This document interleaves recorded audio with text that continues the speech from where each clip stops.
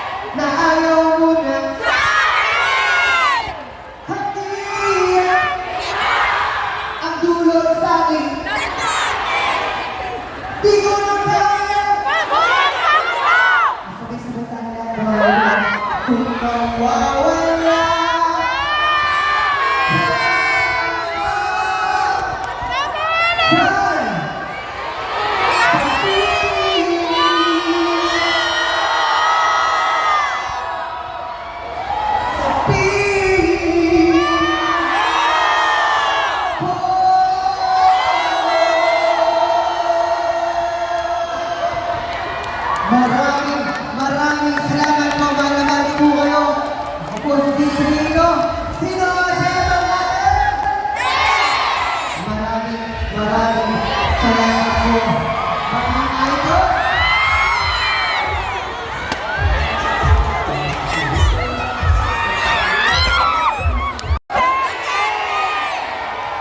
Lahat po dito, full screen Duterte! Pwede ba marinig ang isang Duterte? Duterte!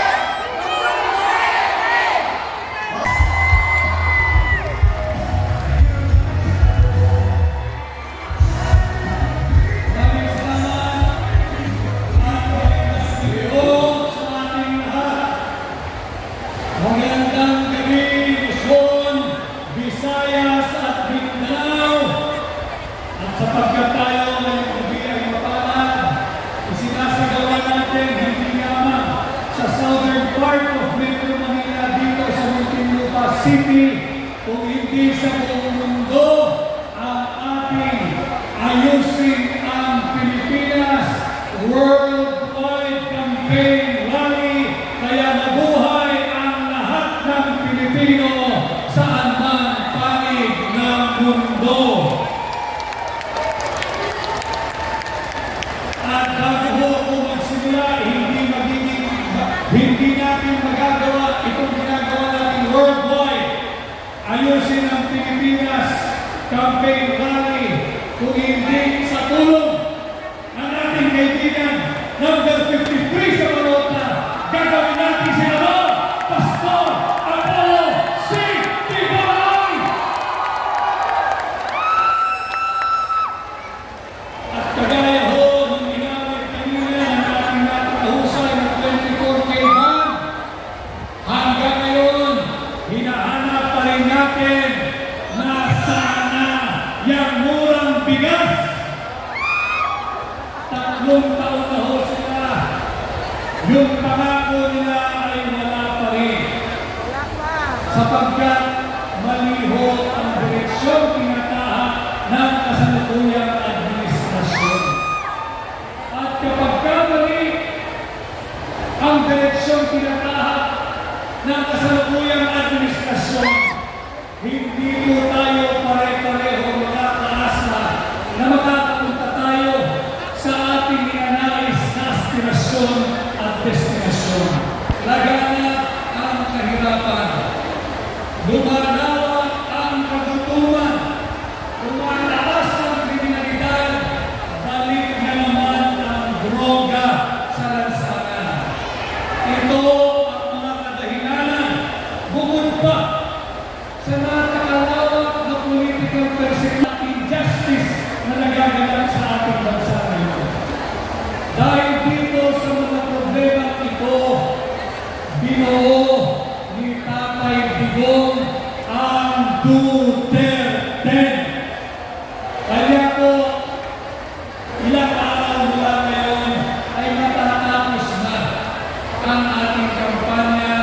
Ilang araw mula ngayon ay tutungo na po tayo sa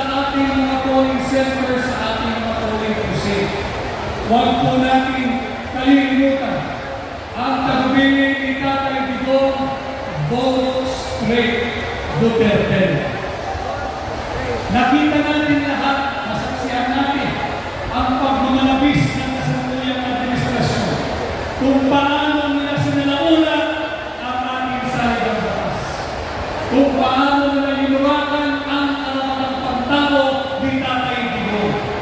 Siya'y pinalagkat, hindi siya sang-ayon labag sa kanyang kagustuhan, subalit ang ginawa nila sa kanya ay hindi natin maaaring kalimutan. Huwag ninyong kalimutan kung paano pinato si Tatay Digong. Siya ay ginawang mistulang handog, mistulang alay, at ibinigay pinagkanunod sa kamay ng naglalaway ng banyaga dyan sa ICC. Hindi natatapos dyan. Nanganganib din ang posisyon ng pangalawang Pangulo dahil sa huwad na impeachment complaint laban sa ating pangalawang Pangulo. Kinakailangan natin ng tulong ninyo. Mga kababayan, kinakailangan natin ng sapat na bilang, kinakailangan natin ng sapat na numero, kinakailangan natin ng sapat na dami sa Senado. Kaya pakiusap ko sana, tulungan ninyo vote straight Duterte on May 12, 2025. Duterte! Duterte! Duterte! Duterte! Duterte! Hindi ho kaya ng isa o dalawa o tatlo miyembro lamang ng Duterte ang baguhin ang maling direksyon ng kasalukuyang administrasyon. Hindi mo ba kayanin ng isa o dalawa o tatlong miyembro lamang ng Duterte labanan ang pagmamalabis ng kasalukuyang administrasyon? Hindi mo ba kayanin ng isa o dalawa o tatlo lamang ng miyembro ng Duterte na ipagtanggol si Vice President Inday Sara Duterte dito sa huwad na impeachment complaint na kanyang hinaharap? Kinakailangan po, ulitin ko, kinakailangan po natin ang sapat na bilang, sapat na dami, sapat na numero sa Senado. Kaya tulungan po ninyo ang lahat ng kasama ko sa Duterte, ang inyong lingkod, number 56 sa Kalota, Atty. Vic Rodriguez. Pakitulungan po ninyo.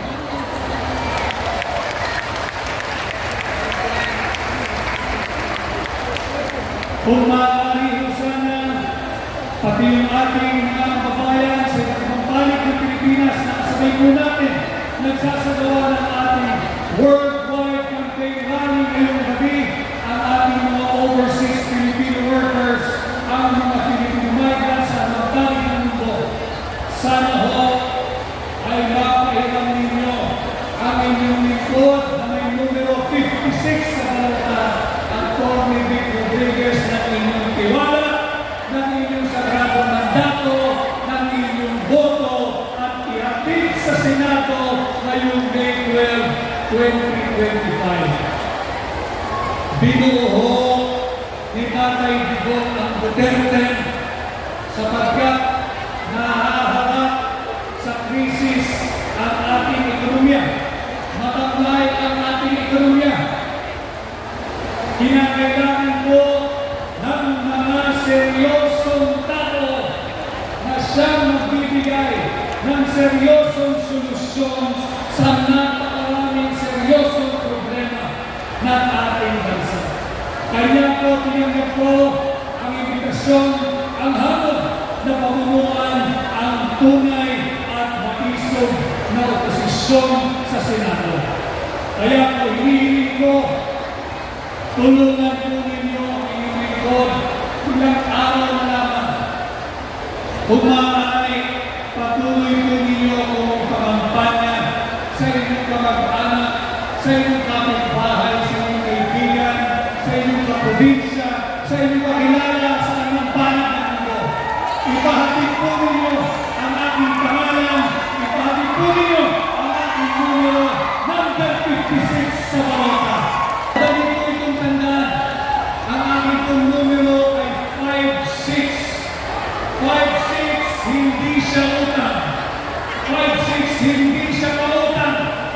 5'6", hindi siya mabigat. Ang 5'6" po na nakatayo sa inyong lahat ngayon. Ngayong gabi, ang 5'6" na yan, nyo na ating kolektibong puhunan tungo sa mabuting likuran. Yan po ang number 56 na babayan ninyo sa Senado. At ipaalala ko lang po, habang papalapit ang pagtatapos ng kampanya, tanggapin po ninyong lahat. Kayong narito sa Muntinlupa City, yung ating mga kababayan mula sa Luzon, sa Visayas, sa Mindanao, sa buong mundo. From the bottom of my heart, tanggapin po ninyo ang aking taus-pusong pasasalamat sa inyong laging mainit na pagkaya. Tanggapin po ninyo ang aking taus-pusong pasasalamat at tayo ay nagkakilala. Kung hindi mo dahil sa kampanya nito, hindi ko makikilala ang napakarami mabubuting Pilipino na may pagmamahal sa ating bansa.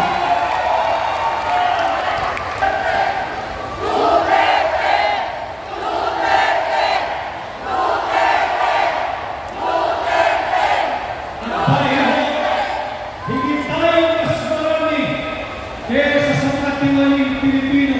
Tayo mas marami kaysa sa mga tiwaling kongresista. Higit tayo mas marami kaysa sa mga tiwaling mga politiko.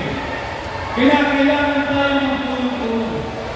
Maaari bang makita yung kamay na mga nais ng makauwi si Tatay Digong sa alam ng ako?